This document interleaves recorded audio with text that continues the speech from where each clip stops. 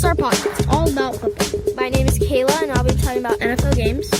I'm MJ, I'll be talking to you guys about NFL players and injuries. And Kyle will be talking about fantasy football. And I'm Giorgio, I'll be talking about NFL Flag Away. And I'm Annie Rose, and I'm here with your All-Sport Wildcard Minute. Okay, let's get right into the NFL games. The blowout of the week, Patriots versus the Jets. Patriots won 33-0.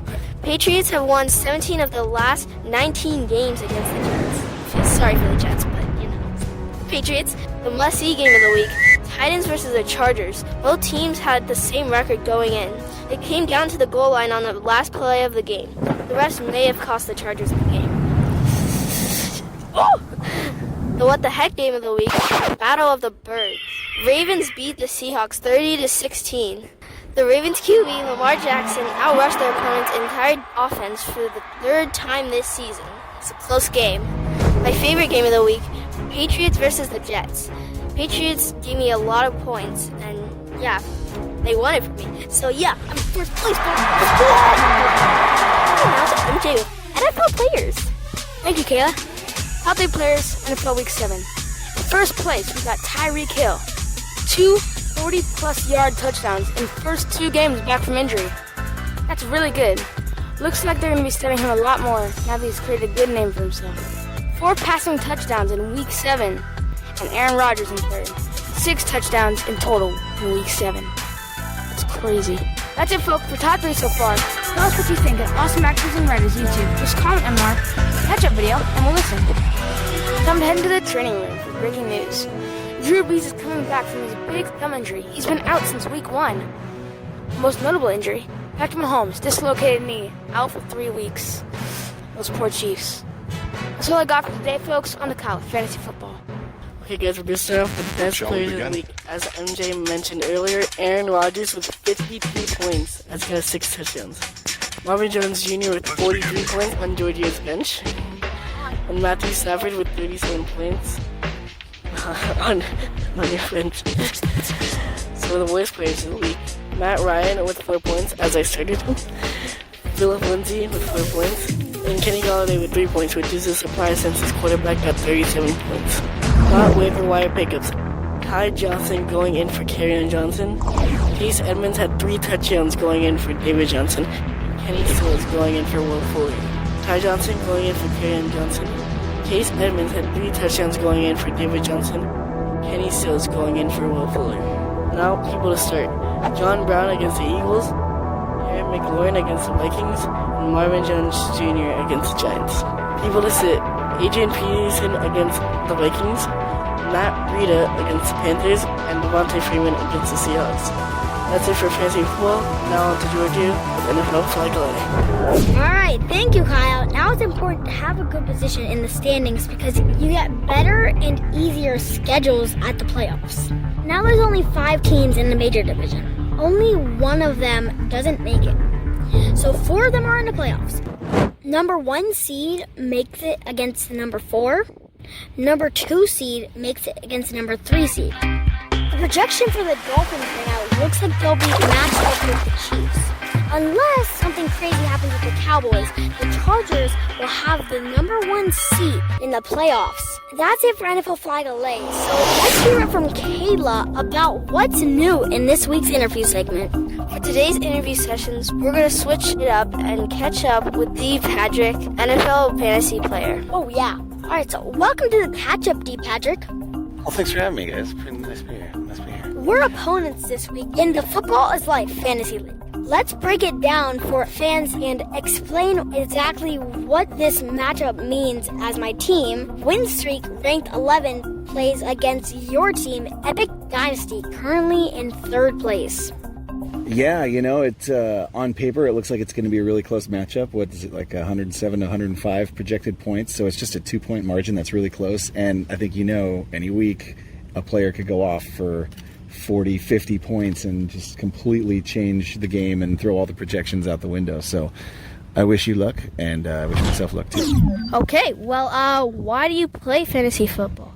I play fantasy football because it gives me a reason to watch all the other games on the schedule every week and, you know, get excited for teams or players, and it gives me a lot more to talk about with other fans and friends during the week in between games. Let's talk about Darren Waller.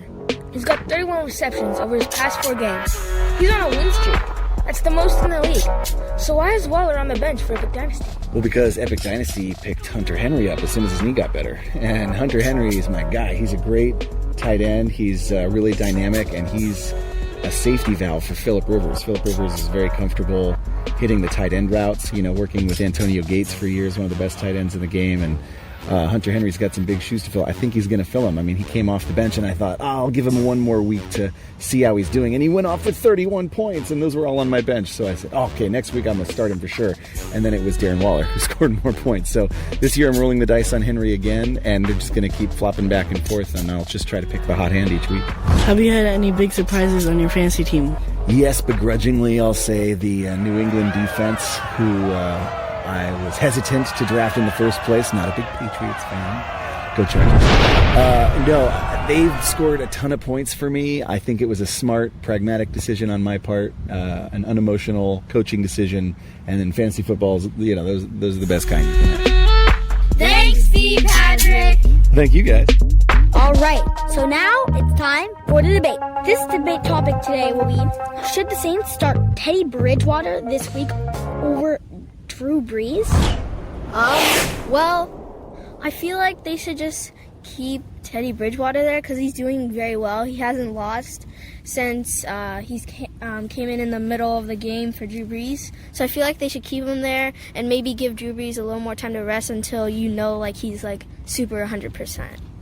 Well, I think that they should just put in Drew Brees now, because if he wasn't 100%, then they wouldn't have him on healthy. So I say they put in Drew Brees because all of the Saints wide receivers are used to Drew Brees. They're just having to form in with Teddy Bridgewater right now. So Drew Brees is definitely the better quarterback for them. I think that they should start Drew Brees because, Teddy Bridgewater hasn't lost any of his last games where he wasn't starting. But, to be honest, Drew Brees is a Hall of Famer quarterback.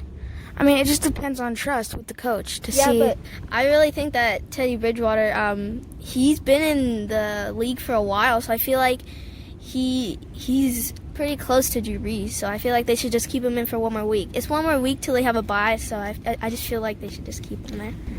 Yeah, I think they should play Teddy Bridgewater because Drew Brees just had thumb surgery, and it's just one game before a bye week, and it's against the Cardinals. It's really just a game where Teddy Bridgewater could just win.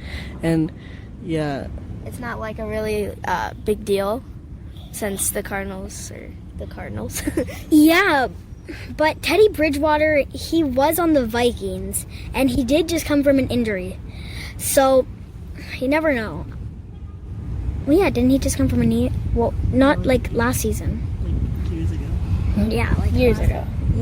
Yeah. Years. One season is 1 year, so. Okay. Well, yeah, that's all we have for the debate. Join us after your regular NFL updates for all sports. Wildcard Minute up next. Hi, I'm Annie Rose. Today's Wildcard Minute is all about cheese rolling. Cheese rolling is a race played on Cooper's Hill. Cheese rolling has been called the world's most dangerous foot race. Here are some names to know. Chris Anderson sets an all-time record of 22 wins in 2017. Flo Early sets an all-time record of 4 race wins in the ladies' race in 2019. A notable winner from the 2004 event was won by New Zealand TV personality and international rugby player Mark Ellis. Now a fun quiz for all you cheese rolling fans. What country did cheese rolling begin in? A. America, B. Switzerland, or C. England? What's the prize for winning a cheese rolling contest? A. Shoes made out of cheese, B. A mouse, or C. A giant wheel of cheese? Now, do any of you know, how does a competitor win a cheese rolling race? A. Beat the cheese wheel to the finish line, B. Catch the cheese wheel, or C. Eat the cheese wheel before you get to the finish line. You can check your answers in the description of this episode. We'll have more wildcard minutes for you next week. Remember to call in your all-sport highlight if you want to be featured in our podcast. Thanks for listening to The Catch Up.